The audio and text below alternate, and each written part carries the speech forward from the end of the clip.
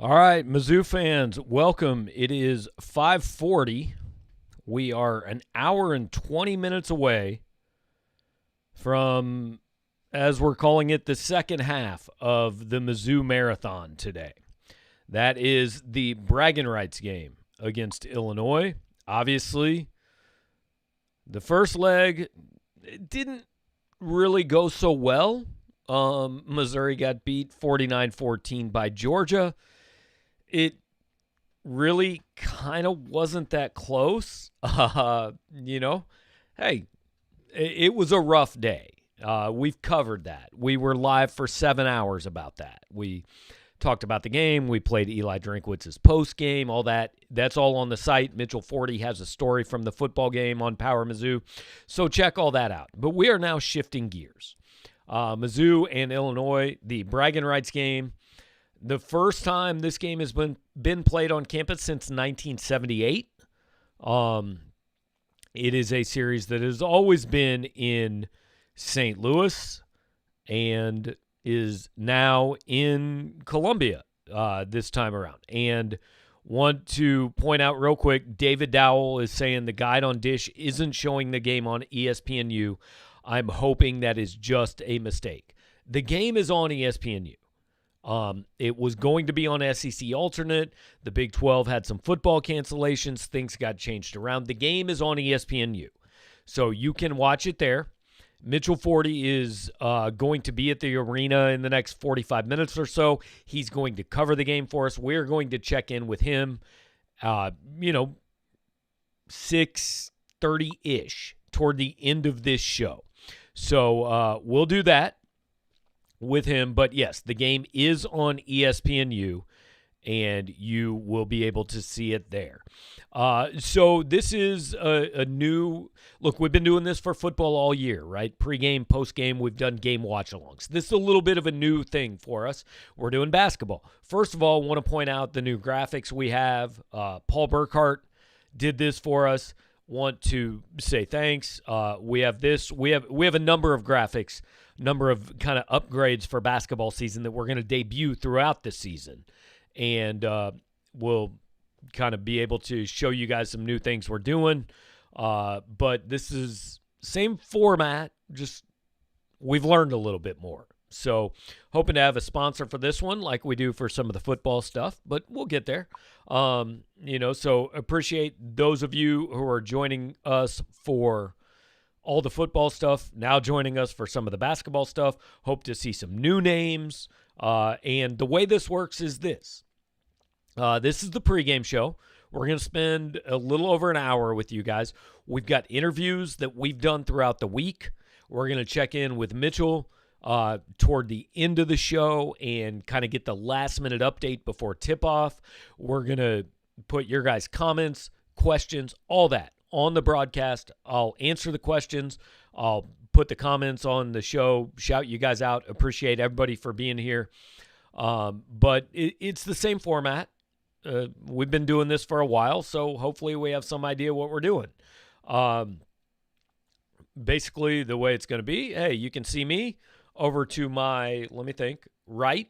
You can see some of the key stats for the game. Down below, we've got just a little primer for you guys. And actually, I just realized I need to change that. I said I did this a few days ago when the game was on ESP or SEC alternate. It is now on ESPNU. So a little ticker down below with some of the key information you guys need to know. Over to the right, again, some stats. We'll put your guys' comments up. Hang on, I moved the wrong thing. There you go. See, if you've got comments, if you've got questions, we're able to display them there. Zachary Taylor, thanks to you for joining us. Thanks to everybody for joining us. So I don't want to spend any time on football. We have done everything we could do on that. We've talked that to death. It was a bad day, right? So part two of this is bragging rights, and it is a similar situation in that Missouri is facing a top 10 team. It is much less of a mismatch, at least on paper, right? Georgia, the difference between a top 10 team and an unranked team in college football is gigantic. The difference between an unranked team and a top 10 team in basketball, not nearly as big. Illinois is favored tonight, I assume, but an upset would not be nearly as big a stretch as the upset in football would have been. So, I expect a competitive game because this game is competitive. And the weird thing about this series is honestly that the worst team, or the team that is viewed as the underdog, wins it a whole bunch. And as Cal says, this has become known as the Javon Pickett game, right? There are so many storylines here. And as Zachary says, is Pickett a lock for 14-7 today? I mean, the way he's been going in this game, he's a lock for like 18-10. The kid plays out of his mind in this game. So a lot of storylines in this game, and we're going to talk about them all. The way I want to start this show is just kind of addressing what you guys want to talk about and questions and comments and all that. And Dan Dorr asks the first Braggin Rights game I went to. And I want to say, first of all, like, I have made no bones about the fact this is one of my favorite sporting events every year. And, like, I love that it's on campus, but I hate that it's on campus. Because like Konzo said yesterday, this game should be in St. Louis. This game in St. Louis a couple days before Christmas is like, it's a tent pole in the year. I love going to this game December 21st, 22nd, 23rd, somewhere in there. Going there, writing afterwards, maybe going out on the landing for a little bit after the game, just 50% orange and blue, 50% black and gold. And you'll see this kind of in some of the interviews we're going to air for you guys during this show. But what I hate about this year is that this is the game we've been waiting for a few years, right?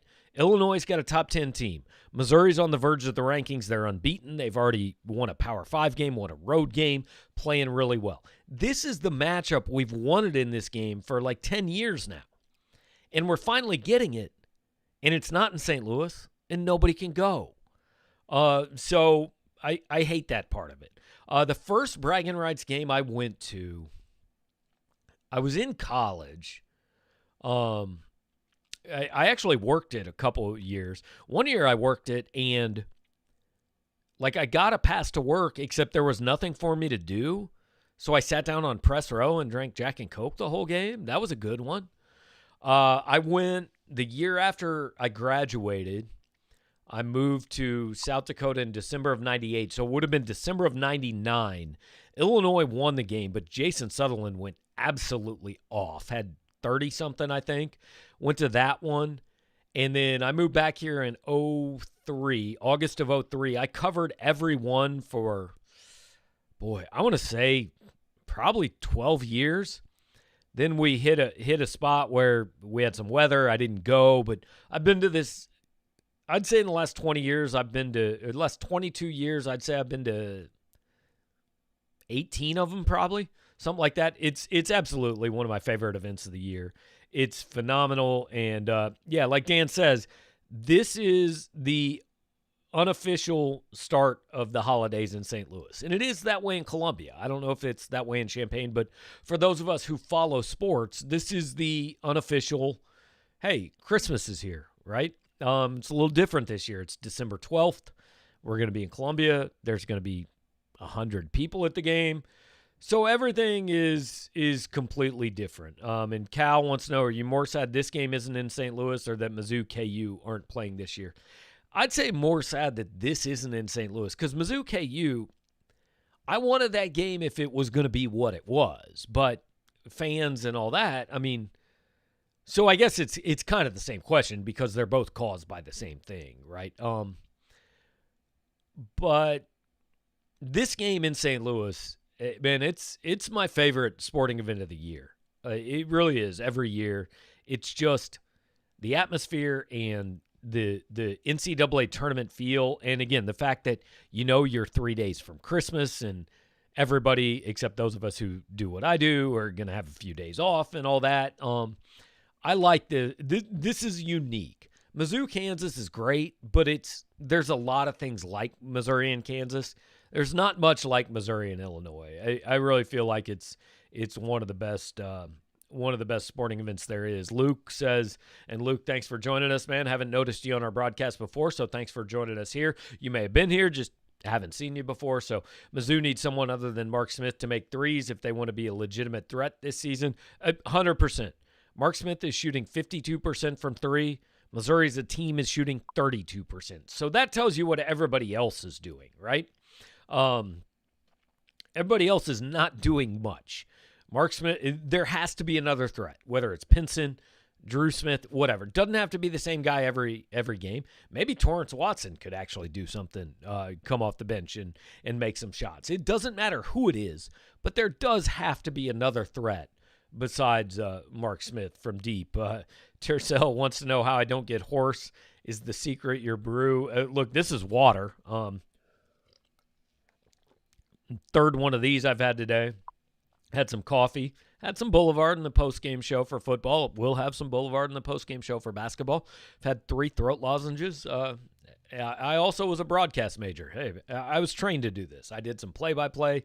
I talk a lot, man. That's how it goes. So, but I appreciate the question. Jordan Allen wants to know, how would you evaluate Konzo versus Underwood? What's their relationship like? You know what? I don't really know what the relationship is like, and that's a good question, and one I probably should ask Konzo this week. I don't know if they really know each other or are friendly. I would say, Konzo's had the head-to-head advantage, obviously 2-1.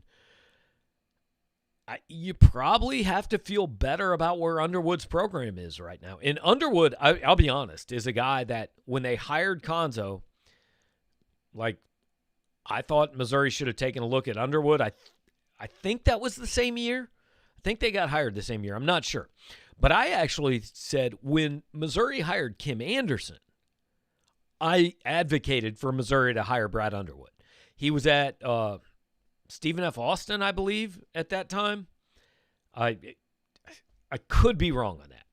I'm going to look it up so I don't look like a complete idiot. I think it was Stephen F. Austin, but I'm going to look at his Wikipedia page because I don't know if you guys know this, but Wikipedia, if it's on Wikipedia, it's 100% right. Yes, he was at Stephen F. Austin at the time. Okay, so April 30th, 2013, he was hired as the head coach of Stephen F. Austin. He had been at Stephen F. Austin for 1 year. I talked to people at Missouri, and I said, look, that's the guy, man. And I know some other people really liked Brad Underwood at the time. The athletic director did not. Said he was in the worst conference in the country. Didn't know if it would translate to Power 5 basketball, all that.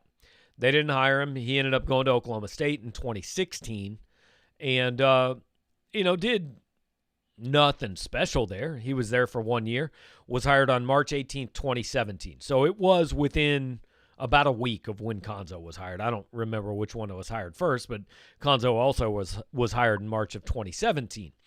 And now, look, if Underwood comes to Missouri, I don't know if they get the Michael Porter, Jonte Porter class. I'm not sure that happens. But Underwood's built a pretty nice program at Illinois. And, he's done a good job there. I like that there's some juice back in this rivalry. Missouri, I like that they're playing well this year. Now, we'll see where it goes. There's some worries about next year, but we'll worry about next year when we get to next year, right? So, ultimately, which hire is better is going to be proven out over the next 4, 5, 6 years, whatever it is. But I think both programs feel good about where they are today, at least. So, all right, I'm moving through some of your guys' comments. Justin Wirtz says, need an unlocked but under control Pinson, 100%. Look, I've compared Pinson to Brett Favre. To get the good, you got to live with some of the bad, I don't know. He was completely out of control in the first half against, why can't I think who they played the other night? Liberty. Completely out of control in the first half of that game. but you have to live with some of that for some of the big plays he's going to make. That's I think it's who he is. I don't know if you can change it. Brian said he went to the football game today. Wish they allowed fans and could go to both. Completely agree, man. Would have been really fun. Last year, one team was ranked in the top 10. I'm going to go back to my go-to, which is Wikipedia. So I'm going to search bragging rights. Hang on. We've got bragging rights. We've got Wikipedia. And I will be able to tell you the last time one team was in the top 10 was December 22nd, 2011. Number 9, Missouri beat Illinois 78-74. Missouri actually in this game was ranked in 2010 and won, 2011 and won, 2012 and won. They were ranked 9, 9, and 12. 2013 through 17, Illinois won the game and neither team was ranked. 2018 and 19, Missouri won the game and neither team was ranked. So this is the first time either team has been ranked since December 22nd, 2012. First time it's featured a top 10 team since December 22nd, 2011, I think. Now, that's just listing the winning team. So, look, it's Wikipedia, man. It could be wrong. But I'm pretty confident saying this is the first time it's featured a top 10 team in 9 games. So, Luke says, yeah, they were hired the same year because the coaching change at Illinois made it possible for Tillman and Pickett to transfer. That's right. I don't know how I could have forgotten that. All kinds of storylines in this game, right? So, we're talking Javon Pickett. So, let's hear from Javon Pickett. I want to play you guys an interview that we did earlier in the week, actually yesterday morning with Javon. So we'll sprinkle in some stuff from the players, some stuff from the Illinois side. So here's Javon Pickett. The past, I'm curious, without the fans there, how do you all kind of bring the same intensity and energy level? Just going about it the same way that we have been throughout these games. Just making sure that we locked in, loaded, bringing in energy from the sideline while we on the court, making sure that we got a lot of talk, just being mentally prepared, and everything's going to be good. Sweetie. Hey, Javon, what is it about this game that obviously you being from Illinois, all of that, but what is it about this game that just kind of makes you just go off? And Eli and I, I talk to Illinois fans and they joke with me. They're like, yeah, Javon's just going to go off again, have another career game just against us specifically. Is there anything special you do? No, just go out there and compete. This is a great game. It's very fun. We both teams want to win. Both teams want to bring home that trophy. So just going out there, competing as hard as you can, playing smart, just enjoying it. Dave? Javon, I know you guys can take pride in wanting to guard the other team's best player. Do you lobby to guard DeSumo or let coach decide that, or how do you think that shakes out? We got a lot of great defenders on our team. So everybody's going to want to guard him. I'll be fine with guarding him with whoever on their team. I know everybody will. We're just trying to go out there and compete, get the win. If we got to go out there and guard them, somebody else step up, guard them, somebody else step up and guard them, then we'll do that. But our main goal is just to go out there, compete against their whole team and come out with the victory. Jack? Javon, kind of building off Mitch's question, it seems like the fans who were there against Liberty brought a lot of energy, especially in that second half. What did it mean to you guys to have that from the limited crowd? Yeah, they did a great job. With the fans that we had, they brought a lot of energy. It kind of got us going even more. That helps out tremendously. And then, us on the sideline also cheering on our teammates, that helps out a lot. So just continuing to stay locked in, and then even like with the family and stuff, just making sure that we once we get that energy, feed off of that a little bit. All right, so Javon Pickett, just quick interview with him, a few questions. And look, he's a guy that I think there's clearly some juice there with him in this game, right? Because he decommitted from Illinois, and I don't think Illinois even cared. With Tillman, Illinois cared. With Mark Smith, he actually went there, and then he transferred after a year. And I think Illinois was kind of okay with that because his freshman year wasn't great. I don't think the relationship with Underwood was great, so they they were okay with it, but they obviously wanted Mark Smith. Javon Pickett, I think a reason Javon Pickett plays so well in this game is Illinois didn't even really want him. They didn't care that he left. And look, and that's going to light a fire under you, right? That's going to get you going. Brian wants to know, this is the biggest Mizzou sports weekend since when? And I've said since the 2014 SEC title game, I think, because look, they were playing for something that mattered then, right? They were playing for a championship. And Missouri really hasn't played for something like that since then. 2017, they were in the NCAA tournament, but like that was an 8:00 Friday night game, and it was over 25 minutes in basically, and didn't really even feel like they were there. So the last time Missouri played for something that really mattered was 2014. Now, this is a little bit different. It's a regular season weekend. You want to win both games. It doesn't kill you if you don't. Football season's still good. It's disappointing that they got hammered today, but, it doesn't change the overall season, like Drinkwitz said after the game. Basketball, hey, you can have a great year and lose this game. I mean, this game actually helps your RPI, helps your profile, no matter how it turns out. So, it's not that big a deal. So there have been bigger weekends, certainly, with more on the line, but it's been so long since Missouri's had relevancy and interest in both sports that I think it almost even feels bigger than it is. And then you add getting the flip in football yesterday from Dominic Lovett and Isaac Thompson last weekend and beating Arkansas, and all the enthusiasm over Eli Drinkwitz. So I think that kind of ratchets it up a level.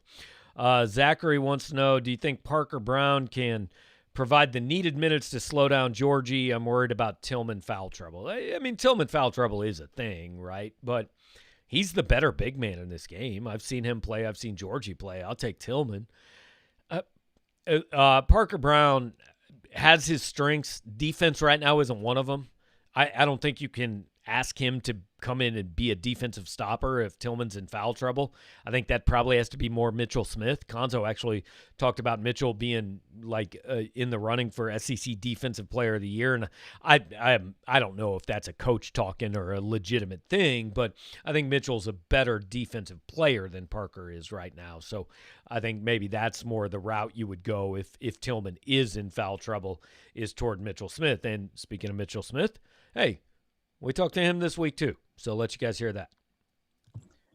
Sure. Mitch, just what do you remember from last year's Braggin Rights game? And just, it seems like that was one of your more fun times you just had on the floor. I learned a lot from that game.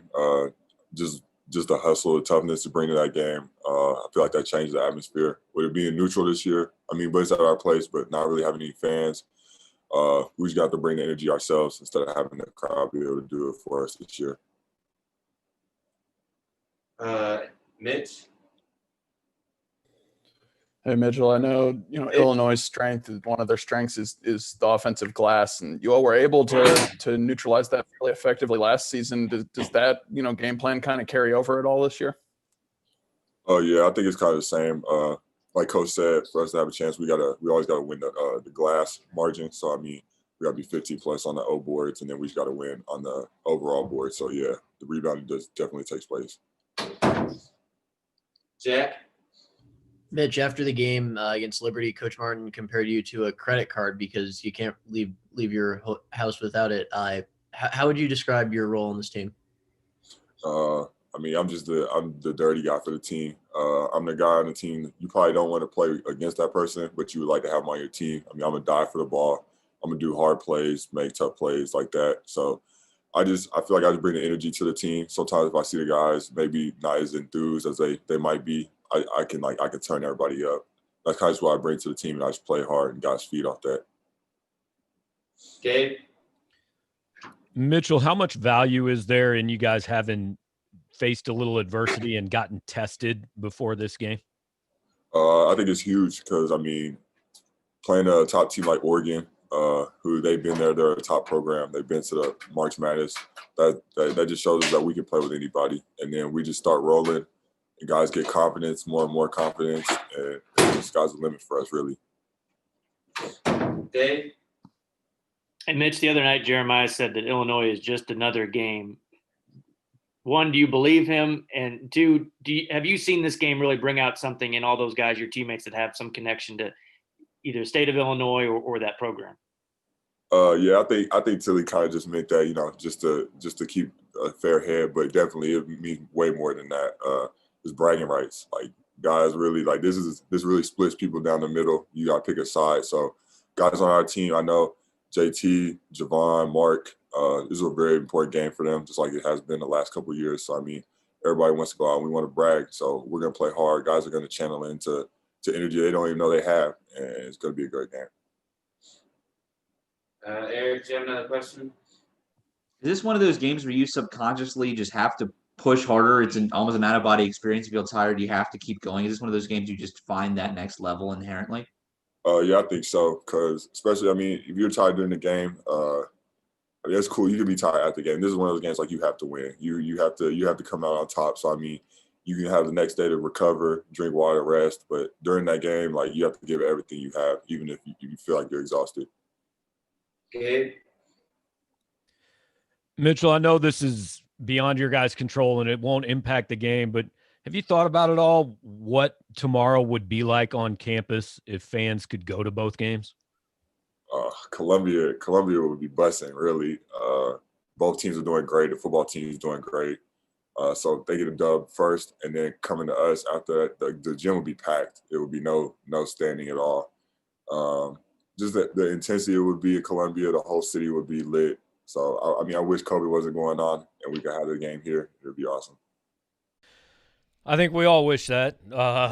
Mitchell Smith, a few minutes there with him. Obviously, the first half of that didn't happen. Second half still can happen. Maybe a little more pressure on the basketball team now because, look, Missouri fans came into this day with high hopes and huge expectations. And 0-2, not what you guys want. Especially, I think that the minimum hope for this game is be a good game, be competitive, right? You don't want to see the football team get beat by 5 touchdowns and the basketball team get beat by 20. Let's see something fun. Let's see a good game. So Mitchell Smith is turned into, I think, a big part of this team. I think he could play a big role tonight.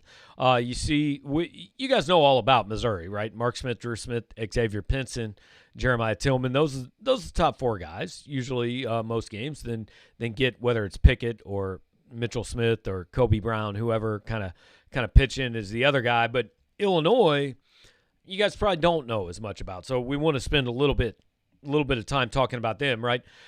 Ayo Dosunmu and Kofi Coburn they were freshmen last year, and there was some talk that they were both going to go pro.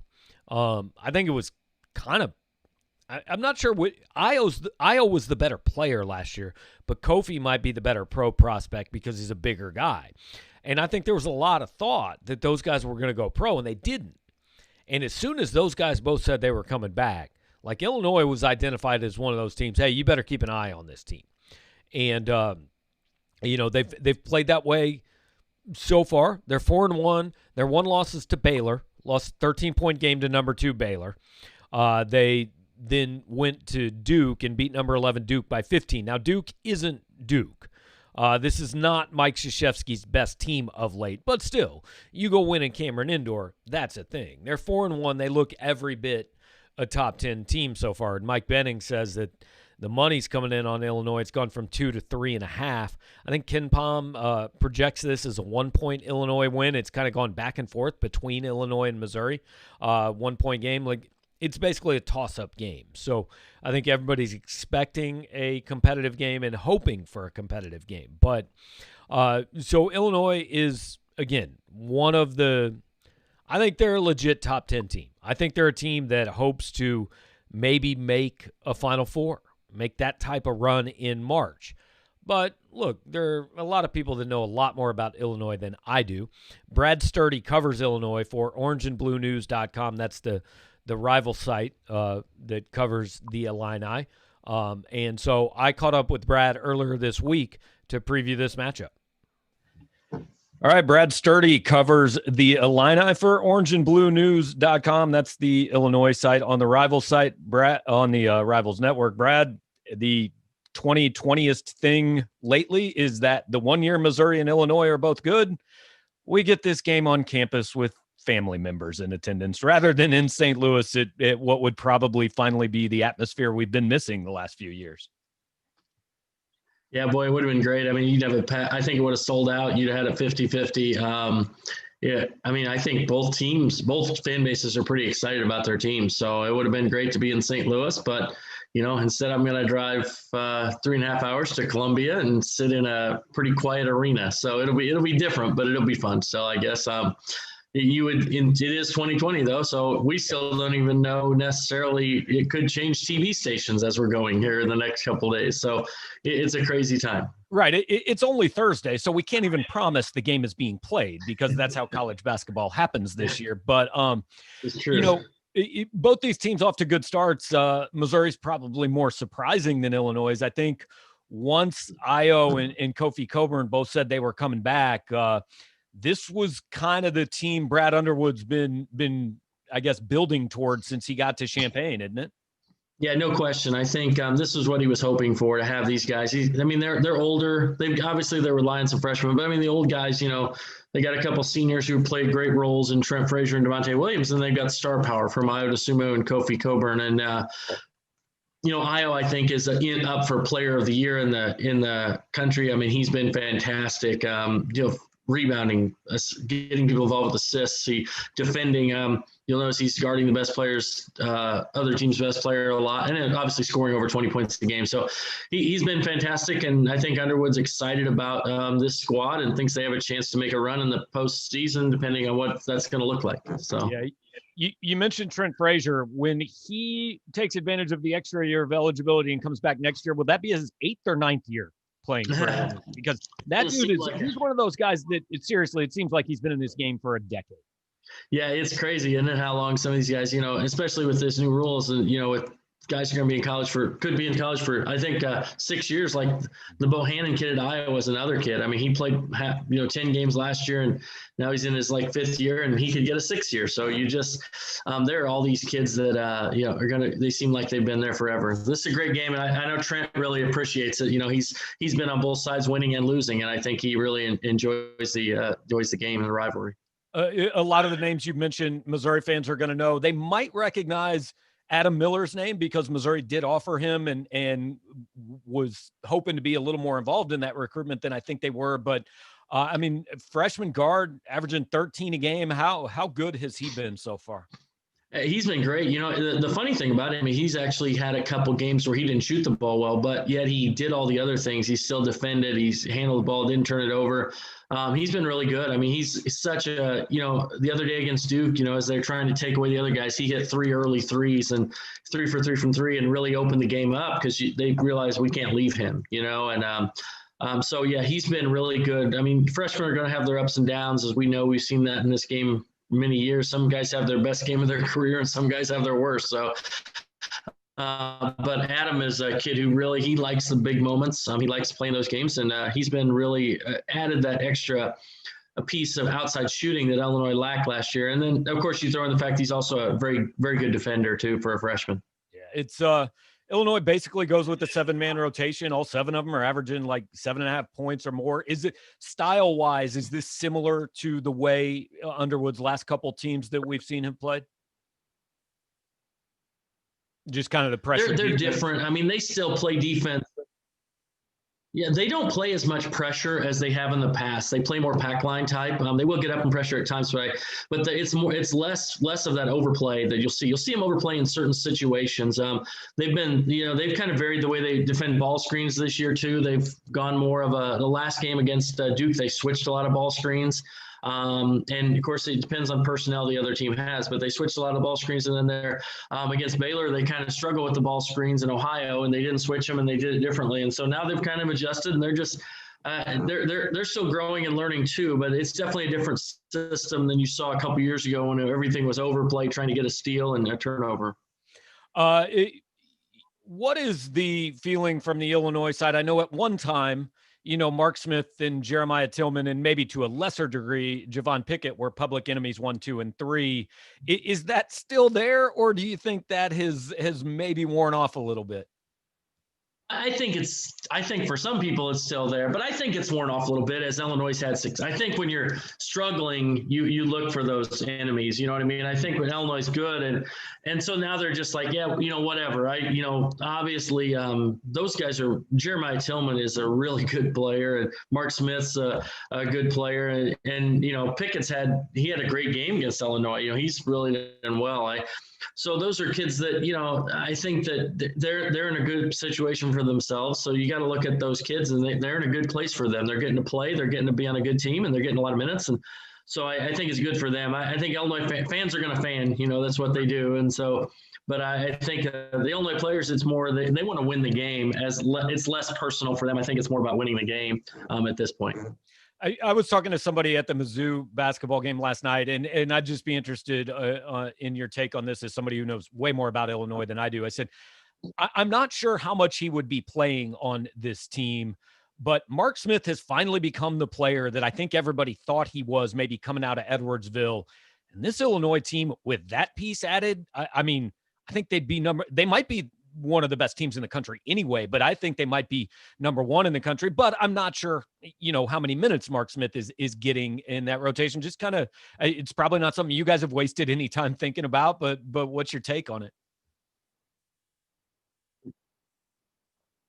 Yeah, it's interesting take because Mark Smith's such a good perimeter shooter. He can bring that outside presence. So I think he could be a really nice piece for this squad. Illinois has a kid actually who's sitting out, who's injured, a kid named Austin Hutcherson, a transfer who he's been injured. He sat out last year and now he's injured with a bad back. And he is a tremendous shooter who that would be kind of the role that they would want him to come off the bench. I think Mark Smith could be that guy and be and Illinois really thinks that could add some value down the road if he can get healthy in January and maybe start playing a little bit. So yeah, I think Mark Smith is obviously he's a talented kid, and I think last year he struggled a little bit last year in this game because I think a lot of it was mental. You know what I mean? I think they get in that situation where they start thinking about everything except the basketball game, and that's when they struggle. So this year, I think they all should be calmed down and ready to play. Yeah, it'll be interesting.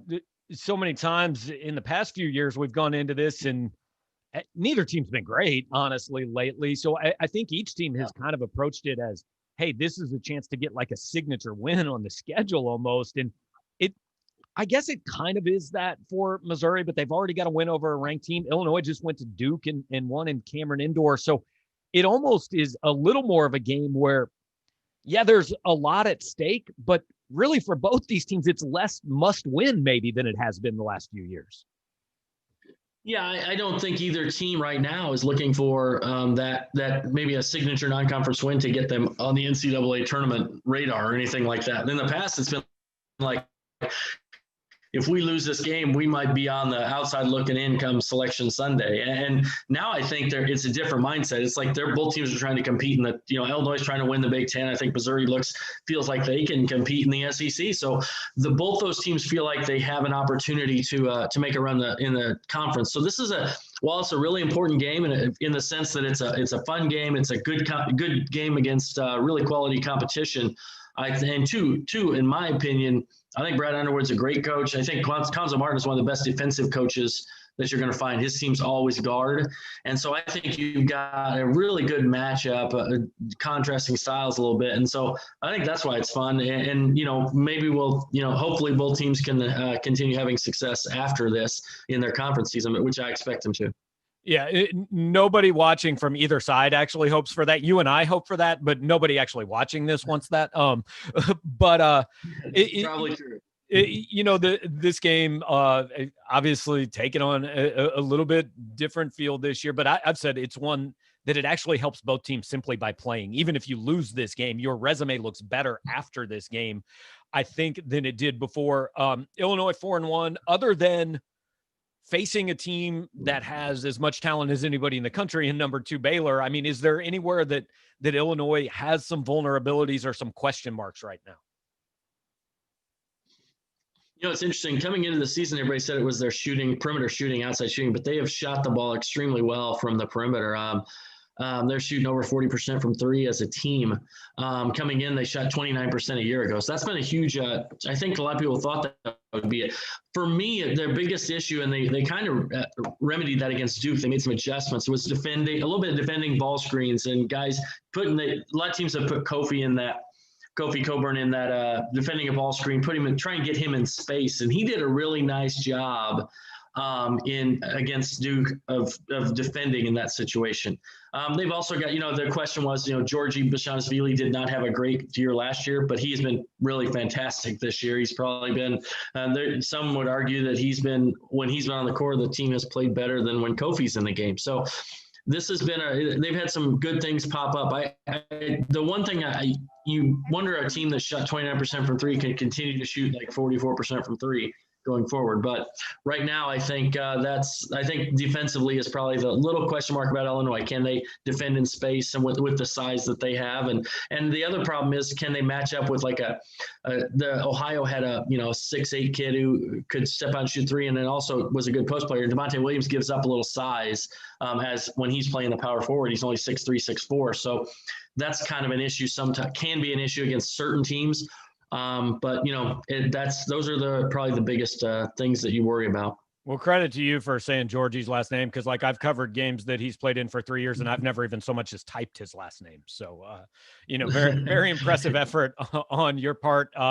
Looking forward to Saturday night, and look, I hope for your sake and for really the sake of the country that Big Ten basketball season goes off a little more smoothly than Big Ten football season, because with Illinois and Iowa, there's some fun things to watch in that league this year. So yeah, it's because then they wouldn't be in this mindset where now it looks like they're just trying to pump Ohio State up so they can get the Big Ten money, which I think they are. But at the same time, I think it really looks bad. And they could have started. Yeah, they could have started a month sooner, and then they'd have some built-in time here to get these games made up. But we can't go back, I guess, and change that. But hope basketball's got a schedule now, so hope and we expect there to be some cancellations as we go forward. I think maybe in every conference there's going to be some games that get postponed or whatever. But you hope you can get enough. With 20 conference games scheduled, hopefully you can get 15, 16 for everybody at least, and then kind of go from there. I know. Illinois is excited to get those games in. Underwood, actually, they had a game, Tennessee Martin, they lost, and he's actually talked about adding another Big Ten game, possibly against like a Michigan State, for example, because they only play with them once, or Iowa. Really good matchup, and it would be another Big Ten team that has the same testing protocol. So that would be that would be interesting to see a 21-game Big Ten schedule out of 27. Definitely. All right. Well, Brad, appreciate the time, man.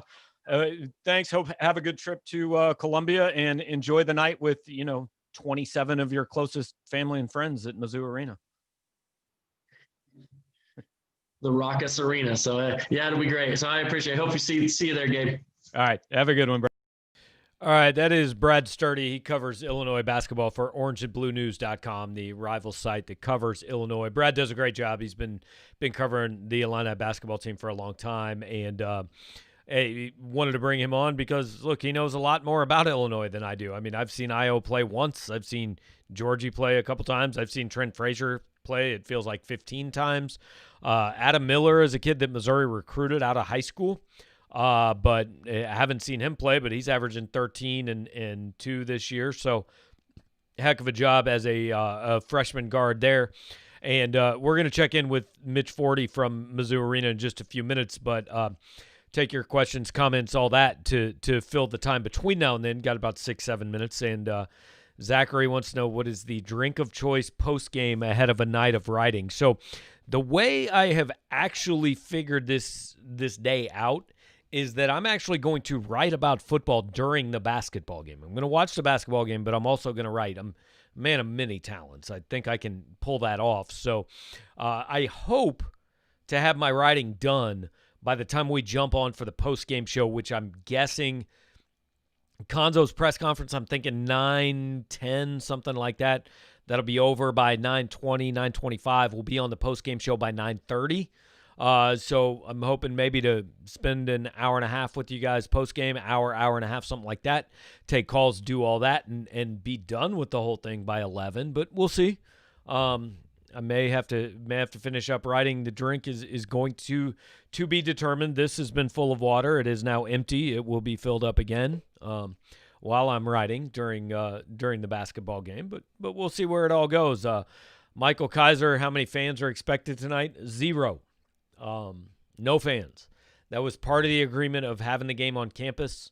There will be family members, I believe, allowed. Media will be allowed. Obviously, game personnel, not ushers, but scorekeepers, things like that. But there will not be actually any fans in the arena. So it is going to be like watching a lightly attended black and gold game or a practice, basically. It's going to be really weird watching a college basketball game with nobody in the arena. I mean, I've covered 2 at Mizzou Arena, and there haven't been a lot of people there, but there have been some, right? You got 1,500, 2,000, something like that. So there's at least some noise there. People get a little bit excited. There won't be much at all tonight. There's going to be family members of players on both teams. So it's obviously going to be far different than anything we've seen. Look, how much at stake for this game in this game tonight? I don't know. My gut instinct is not that much. Because again, it just helps both teams to play it. Missouri, I think, is 43rd on KenPom. Illinois, I think, is 15th or 16th last I looked. So, both teams benefit. The RPI goes up just by playing this game. It's a quad 1 win for either team. For Illinois, it's a road game against number 43. For Missouri, it's a home game against number 16 or 15. So it's a quad 1 win no matter what, or a quad 1 loss for the team that loses it. No big deal. So really, other than pride, I'm not sure there's a whole lot at stake in this game. But still, pride counts, and this is a fun game, and it's a rivalry and all that. So both teams care. Both teams want to feel good about themselves. But just as far as the resumes, I'm not sure a lot matters. Jordan wants to know the reason for playing in an empty arena on campus versus in St. Louis. I think there's a couple reasons. First of all, if you're playing in St. Louis, I think playing without fans doesn't make a lot of sense to have both teams travel. At least this way, only one team travels. And I'm not sure that the Scott Trade Center would have been willing to do this and staff the event with no fans in attendance, right? That takes, there are people that have to be there to check the media in and do the locker rooms and do the media and all the press conferences and all that. So I'm not sure that they would have been willing to do this with 0 gate revenue. I don't know that. That's a guess on my part. But I think also, again, part of it is the travel. Why have 2 teams travel if you can just have 1 team travel? So in St. Louis, this game's not a big deal if nobody can go, right? I mean, the part of it that matters is, hey, the fans and the atmosphere, and you can go out after the game and I don't want to say tourism, but, the businesses benefit. None of that exists. So if you can't do that, I'm not sure that it matters to have this game in St. Louis, honestly.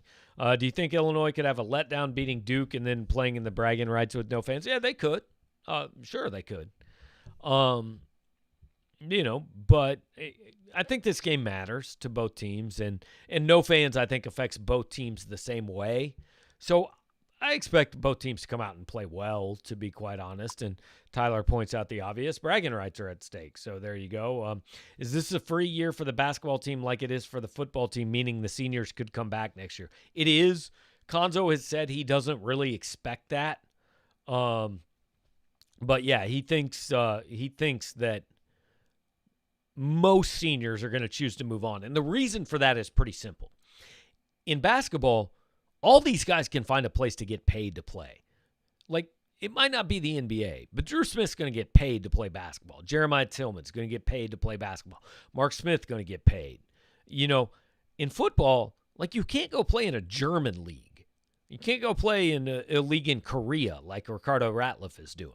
There's not that many. If you're not in the NFL, I mean, there's a little bit of pro football outside the NFL, but not a lot. So basically, you're probably not getting paid to play if you're not in the NFL. In basketball, that's a different deal. You can get paid to play. And so these guys, look, what do you want to do? Play in college for free one more year or go get paid in France or Israel or wherever to play? I think most of them want to go get paid to play ball. So what we're going to do now, I'm going to dial up Mitch 40 real quick. We're gonna check in with him and get kind of the latest from the arena if I can find his number. Hang on, we've got to go back through all the post-game calls from football, and we had a decent amount of them. Still rolling back. That's Sean Williams. Maybe I could just actually hit the search bar. There you go. There's Mitchell 40. So we're going to give him a call. And he is at Mizzou Arena covering the game for us. And, hey, Mitch, what's going on, man? How are you? Hello. I'm good. Can you all hear me? I can hear you. I don't know if anybody else can hear you, but I can. So all right. I guess that's actually that's not all that matters, but we'll take it. Right, exactly. So, all right. So, little bit of a busy day. Football happened. Now you're over at basketball, and what's the kind of weird over there? Like with nobody actually there. It is. So it's not as nobody as I thought. There's probably like 100 to 150 people here. I think they were somewhat liberal with player like family and friend invites. But it is strange. This is my first basketball game of the season, so I didn't even come to the early reduced capacity game. So it's strange for me to go from 10,000 or whatever we'd normally have last year to this. So it is a little bit different, but ready to go. Yeah, like I was saying, I went to the couple games, and I mean there's 1,500, so it's kind of weird, but like there's people there. There's actual noise. Right. There's 150, 200 there. It's going to be a little bit different. So the speaker system seems too loud for the number of people that are here. Here's the key. Do they have the PA announcer? I mean, I'm sure they do, but I have not heard him talk yet because we're a little far away from Joe. Yeah, I promise he's too loud. There's zero chance he's not too loud. So he's still every bit as excited about Missouri basketball as he has been in the past. So, so we were texting a little bit kind of between events.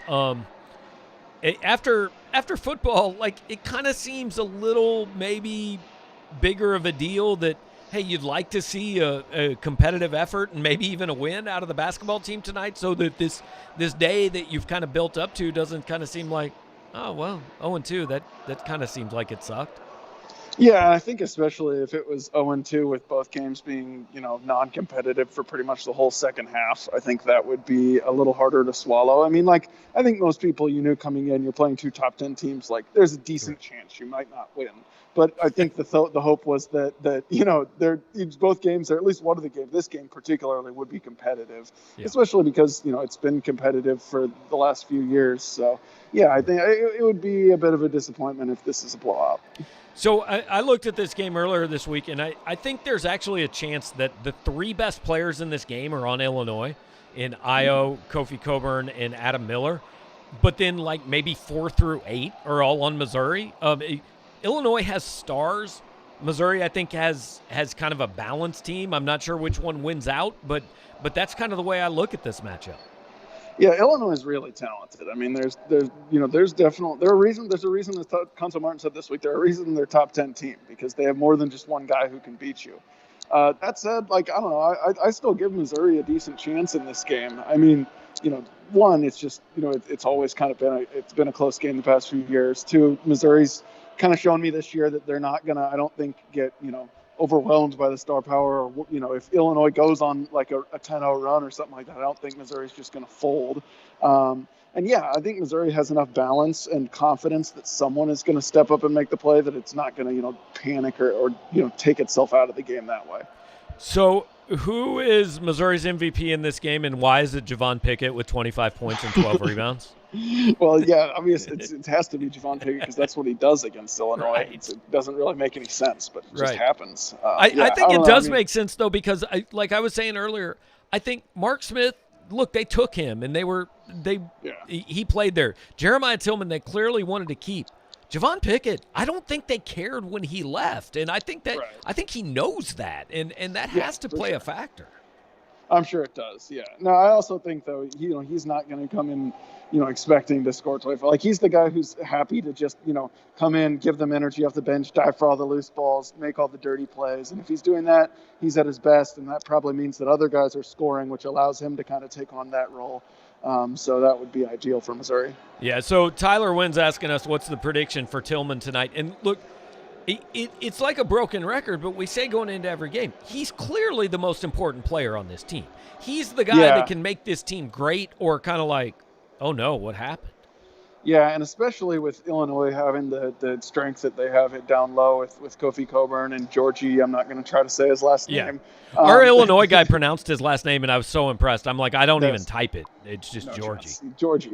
Yeah. I mean, if you lose Tillman, for extended periods of this game, I think Missouri's in trouble because, Mitchell Smith is a fine defender and a solid rebounder, but he's not much of an offensive presence, and he can't handle both of those guys. Whoever you would have, playing at the 4 with him at the 5, you're going to have a mismatch probably for Illinois with Georgie. So I think keeping Tillman on the floor and engaged and rebounding will be a huge key. Yeah, and look, you need an Xavier Pinson who's engaged but not out of control.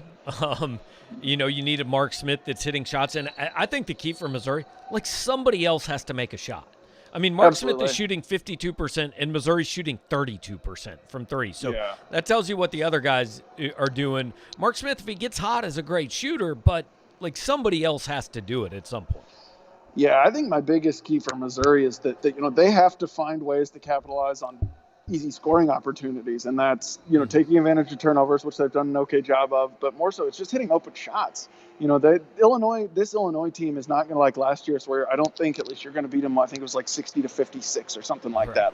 I think this is going to be a game that's won in the 70s, and in order to get there, Missouri's going to have to make some threes, and you got to assume Illinois is not going to help off Mark Smith and give him a bunch of open looks, so it's probably got to be someone else. Well, the good news is Missouri appears to actually have a team capable of getting to 70, which maybe hasn't quite been the case the last couple of years. So, all right, man, I know you've had a busy day. Appreciate you checking in, and we'll let you go enjoy all the raucous atmosphere of the 150 people at Mizzou Arena. I'm going to go enjoy some concession stand food. Pretty excited. All right, good deal. I don't recommend the concretes. It will take your entire vouchers. All right, I'll go for more of a dinner. Thanks for the advice. Have a good one. Mitchell Forty, live from Mizzou Arena, again, checking in with us, and appreciate that. And Mitch was at Furrow Field all day. He's been writing and just went over to Mizzou Arena. Now he's covering that game, so I can do this. So certainly Mitch deserves a lot of thanks and credit for our coverage today. And I have a lot of you guys asking, and I appreciate that, where you can get the Power Mizzou masks. I actually have some of them, and I tell you what, if you're one of the people on here who is asking me for one, if you email me at powermizzou@gmail.com, you get in touch with me that way. I'll hook you up with the Power Mizzou mask. I'll just get your address. I'll mail you one. Now look, there's 50 some odd of you here, so I can't do it for everybody because I only have about 15 of them left. But if you're one of the people who has asked me, that means Mike Kaiser, Mike Benning, and hang on, I know somebody else, and Stewart. The 3 of you guys, you email me, powermizzou@gmail.com. I'll hook you up with the Power Mizzou mask. I ordered about 50 of them. I have about 15 of them left. So you 3 email me with your address. Just tell me, hey, saw it on the YouTube show. I was one of the guys that messaged you. Do that. I'll hook you up with a mask, and we'll get there. They're very comfortable. I don't know if they're effective at all. They're very comfortable. So that's the thing. Justin Ferguson is back with us. He's one of our football guys who does some Jaeger bombs during the football games. He is now pledging to do one every time someone other than Mark Smith makes a 3. Last game that would have been, I think, 0, maybe 1. This game, though, who knows, man? That seems like a dangerous proposition, Justin. But hey, man, That seems to be kind of your thing. You will sacrifice for the team, and you'll do that. So appreciate the effort that you're putting in for the team. So once again, what we're going to do here is we're going to spend a couple more minutes with you. Tip-off is 7 o'clock on ESPNU. So we're leading you up pretty close to that game, 15, 20 minutes away.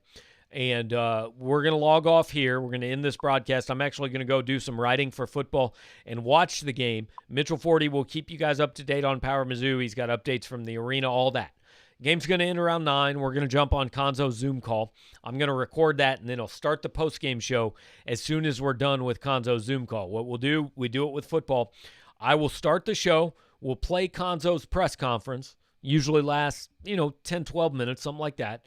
And then we will open up the phone lines and we'll talk to you guys about bragging rights. So we'll just finish up just with some of your questions. Mitchell Bennett says that Justin will not be doing any Jaeger bombs tonight because nobody other than Mark Smith is going to make a 3. We'll see. I bet somebody makes at least one. I'm going to set the over-under at 0.5. I'm going to take the over. Josh Gregory, you got it, man. Shoot me an email. You're on the list. I've got enough to at least take care of those of you who have asked. So, yeah, shoot me an email, powermizzou@gmail.com. We'll take care of you guys. Just kind of as a thanks for checking out this show, for being a part of kind of the different way we're doing things this year. And once again, during the game, follow Mitchell on Twitter at Mitchell4D. That is number 4, letter D. Follow him more preferably on Power Mizzou. He will have updates on the message board. He'll be keeping you guys up to date what's going on after the game. He and I will both be on Konzo's Zoom. He'll be writing off that. I'll be jumping back on here, playing Konzo's video for you guys, and then taking your calls. So we are leading up to bragging rights. We're about 18 minutes from tip-off. Once again, the game is on ESPNU. Appreciate you guys joining us for the first basketball version of this show. And we will be doing this, just so you guys know, we're going to do this for every SEC game. We're going to do it for TCU, and then we will do it for any postseason games that Missouri plays. So Mitch will be at the arena. I'll be here. It'll be a pretty similar format. We'll talk to somebody that covers the team, all that. Maybe Konzo interview, maybe a player interview, but pregame will be pretty similar to this. We'll do postgame shows for every basketball game. So one more football game left still. I know we're in the crossover. Bragging rights usually doesn't happen until football's over, but this year's a little different. Hit one more question before we go. Tyler wants to know, what do you expect the pace to be like? Will both teams try and push it? I think so. Missouri's playing up-tempo. Illinois likes to play up-tempo. You heard Brad Sturdy say they don't press quite like they used to. But I think, like Mitchell said, I think this is a game that gets into the 70s, could get into the 80s if the teams are shooting well. So I think it'll be an entertaining game to watch. Hopefully it'll be close.